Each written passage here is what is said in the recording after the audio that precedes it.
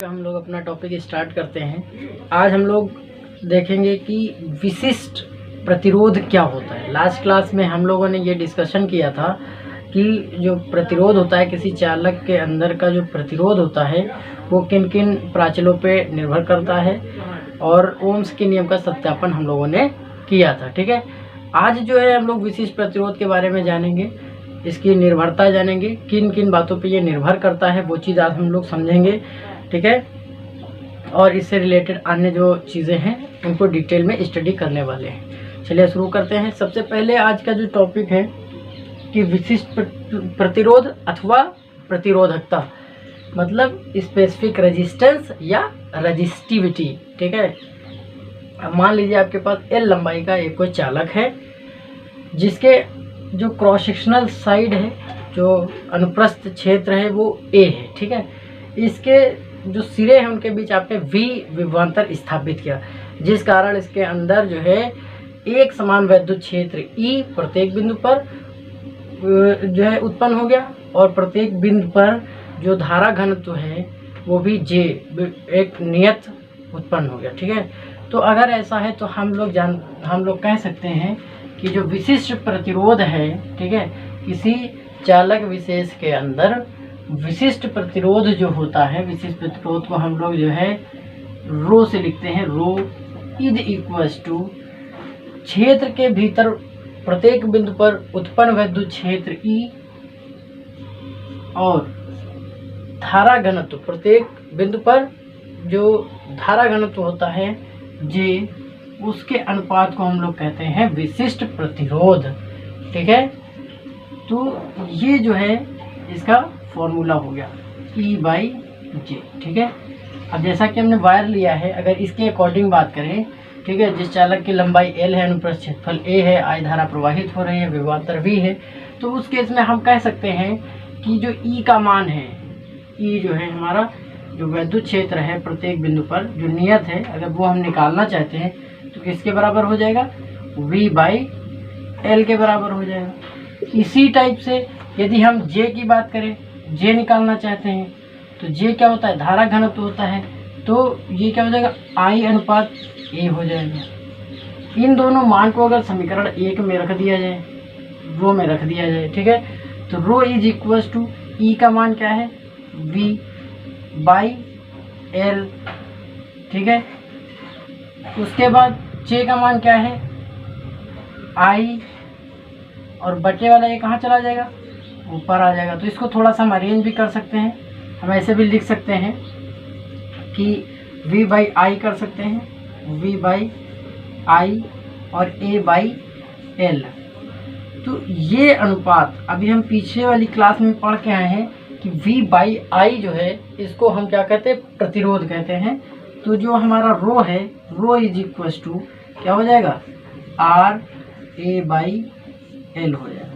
तो हमें ये एक जो है संबंध प्राप्त हो जाता है यहाँ से कि रो इक्वल्स टू RA/L। ठीक है, तो डिफिनेशन इसकी क्या हो गई? अगर हम इस रो की डिफिनेशन देना चाहते हैं, विशिष्ट प्रतिरोध या प्रतिरोधकता की डिफिनेशन देना चाहते हैं, तो किसी चालक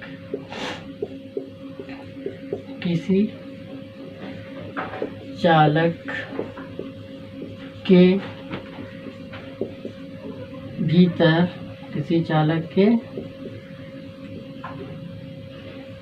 भीतर किसी बिंदु पर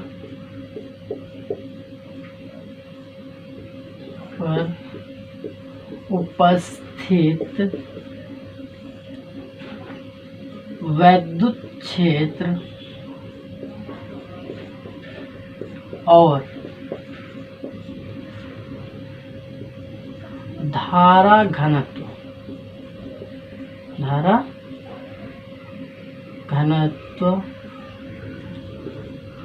के अनुपात को विशिष्ट प्रतिरोध या इसी को प्रतिरोधकता भी बोलते हैं। प्रतिरोधकता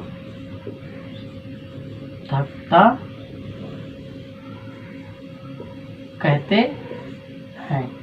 ठीक है, विशिष्ट प्रतिरोध या प्रतिरोधकता कहते हैं। आई होप आप सभी को ये डिफिनेशन खूब अच्छे से समझ में आ गई होगी। एक बार आप लोग इसको देख लीजिए। ठीक है, नोट डाउन कर लीजिए। यहाँ पे आर क्या है, किसी चालक का प्रतिरोध होता है, नियतांक रहता है जो, अगर भौतिक अवस्थाएं आप ना बदलें तो आर हमेशा क्या होता है, नियतांक का काम करता है। ठीक है, तो ये इस जगह से रिलेशन आ गया। ठीक है, अब यहाँ इस रिलेशन को देख करके हम ये भी कह सकते हैं कि जो हमारा आर है, अगर आर को हम रोके आर इक्वल टू, तो ये क्या हो जाएगा, एल बाई ए हो जाएगा। R equal to rho L by A, ये भी संबंध हमें यहाँ से निकल सकता है कि जो प्रतिरोध है उसकी अगर विशेष प्रतिरोधकता से क्या संबंध होता है, वो भी रिलेशन यहाँ आ गया। अब यहाँ पे हम जानते हैं कि किसी पर्टिकुलर एक पदार्थ के लिए, किसी विशेष पदार्थ के लिए जो रो होता है वो कांस्टेंट होता है। ठीक है, नियत रहता है। तो इसका मतलब जो आर का मान है वो उस चालक की लंबाई पर और उसके अनुप्रस्थ क्षेत्रफल पर निर्भर करता है। तो हम यहाँ लिख सकते हैं कि R is proportional to L by A. किसी विशेष पदार्थ के लिए जो उसका प्रतिरोध का मान होता है वो लंबाई के अनुक्रमानुपाती होता है और उसका जो अनुप्रस्थ क्षेत्रफल होता है उसके व्युत्क्रमानुपाती होता है। ठीक है, तो आई होप ये बात समझ में आ गई होगी। ठीक है, चलिए अब हम इसको और आगे एक्सप्लेन करेंगे कि जो रो होता है, जो रो हमारा निकल के आया है विशिष्ट प्रतिरोध, जो प्रतिरोधकता है वो प्राचल के, किसी पदार्थ के प्राचलों पर किस प्रकार निर्भर करता है, जरा अब हम लोग वो देख लेते हैं। ठीक है, चलिए कंटिन्यू रखते हैं इसी को आगे। ठीक है, अब जैसा कि हम लोग ये जानते हैं कि लास्ट क्लास में आर का मान हम लोगों ने निकाला था प्राचलों के पदों में। ठीक है, तो देखते हैं वो मान क्या है। ठीक है, लास्ट क्लास में आपने आर का मान जो निकाला था वो ये निकाला था, हम जानते हैं कि जो आर होता है, ठीक है, वो था एम एल बटे N E square into tau into A. ये मान आर का हम लोगों ने लास्ट क्लास में डिराइव किया था, आई होप सभी को याद भी होगा। ठीक है, और आज जो हम लोगों ने रिलेशन निकाला था इसका रो का, ठीक है, तो रो इक्वल टू हम लोगों ने क्या निकाला है, आज अभी जो निकाला है rho equal to R A by L निकाला है। ठीक है, तो अगर इस समीकरण में हम आर का मान ला करके पुट कर दें तो अभी हमें इसको प्राचल के पदों में समीकरण प्राप्त हो जाएगी। तो रो इक्वल टू आर का मान क्या है, M L upon N E square tau A into A by L. तो एल से एल कैंसिल हो जाएगा, ए से ये कैंसिल हो जाएगा। तो रो इज इक्वल टू क्या बचा हमारे पास, एम, जहाँ एम क्या है, मास ऑफ इलेक्ट्रॉन है, एन आवेशित कणों की संख्या मतलब इलेक्ट्रॉनों की संख्या है, ई स्क्वायर टाउ। तो इस संबंध को देखने के बाद हम ये निष्कर्ष निकाल सकते हैं कि ये जो रो है भाई, मास ऑफ इलेक्ट्रॉन तो कांस्टेंट वैल्यू है, नहीं बदलेगी। मास ऑफ इलेक्ट्रॉन जो हो गया एक वो निश्चित है, नहीं बदलता है। ई की वैल्यू 1.6 10 के पावर -19 कभी नहीं बदलती है। तो इसका मतलब एन पे निर्भर कर रहा है, जो रो हमारा है वो किस पे निर्भर कर रहा है, एन पे। किसी पदार्थ के अंदर कितने एकांक आयतन में उपस्थित आवेशित कण हैं, इलेक्ट्रॉन्स हैं, ये केवल उस पर निर्भर करता है, मतलब पदार्थ की प्रकृति पर निर्भर करता है। तो हम कह सकते हैं कि जो रो है ये पदार्थ की प्रकृति पर, पदार्थ की प्रकृति पर निर्भर करता है। ठीक है, क्योंकि केवल एन पर निर्भर कर रहा। अगर कॉपर है तो उसमें एन की मात्रा बहुत ज़्यादा होती है, तो इसका मतलब उसकी जो प्रतिरोधकता है वो कम हो जाएगी। भाई उल्टा रिलेशन है, rho is inversely proportional, rho is inversely proportional to N है। जिसमें एन ज़्यादा उसकी प्रतिरोधकता कम है ना। तो जिसमें जितने ज़्यादा जो है आप इलेक्ट्रॉन देख रहे हैं जिस धातु के अंदर, उसकी प्रतिरोधकता क्या हो जाएगी, उतनी ही कम हो जाएगी। केवल पदार्थ की प्रकृति पर निर्भर कर रहा है, मास ऑफ इलेक्ट्रॉन बदलता नहीं है, चार्ज ऑफ इलेक्ट्रॉन बदलता नहीं है। ठीक है। श्रांति काल भी आप कुछ भी करिए उस पर ज़्यादा इफेक्ट नहीं आता है, ना होता है, उससे कोई फर्क नहीं पड़ता है, औसत सेम ही रहता है हर पदार्थ के लिए, ठीक है। तो केवल और केवल उसमें उपस्थित आवेशित कणों पर निर्भर करता है। अगर आप एल्युमिनियम की जगह कॉपर लगाते हैं, कॉपर की जगह आप जो है चांदी का लगाते हैं, गोल्ड लगा लेते हैं, तो जैसे जैसे आप पदार्थ बदलते जाएंगे तो आपकी जो है रो की वैल्यू चेंज होती चली जाएगी, अदरवाइज उस पर कोई फर्क नहीं पड़ने वाला है, ठीक है। चलिए, आई होप ये आपको बहुत अच्छे से समझ में आ गया होगा, इसकी डिपेंडेंसी भी समझ में आ गई होगी। अब हम लोग बात कर लेते हैं विशिष्ट चालकता की, कि विशिष्ट चालकता क्या होता है। अब जरा हम उस पर बात करते हैं, ठीक है। जैसे विशिष्ट प्रतिरोध था, जिसको प्रतिरोधकता कह रहे थे, ऐसे विशिष्ट चालकता देख लेते हैं, ठीक है। विशिष्ट चालकता जो है वो कुछ नहीं, बस जो विशिष्ट प्रतिरोध है उसके विक्रम को कहते हैं, ठीक है। जो विशिष्ट चालकता है वो विशिष्ट प्रतिरोध के विक्रम को कहते हैं, विशिष्ट चालकता, स्पेसिफिक कंडक्टिविटी, ठीक है, स्पेसिफिक कंडक्टिविटी, ठीक है। तो ये जो विशिष्ट चालकता है, ठीक है, विशिष्ट चालकता को हम लोग सिग्मा से प्रदर्शित करते हैं। किससे करते हैं? सिग्मा से करते हैं। सिग्मा क्या होता है? 1/ρ, ठीक है। विशिष्ट प्रतिरोध के व्युत्क्रम को लिख देते हैं कि विशिष्ट प्रतिरोध के व्युत्क्रम को क्या कहेंगे? विशिष्ट चालकता, विशिष्ट चालकता कहते हैं, ठीक है। इसका सिंबल आपने देख ही लिया है। तो इसका मतलब ये हुआ कि जो सिग्मा हमारा हुआ, अब रो की वैल्यू E/J होती थी, तो ये क्या हो जाएगा?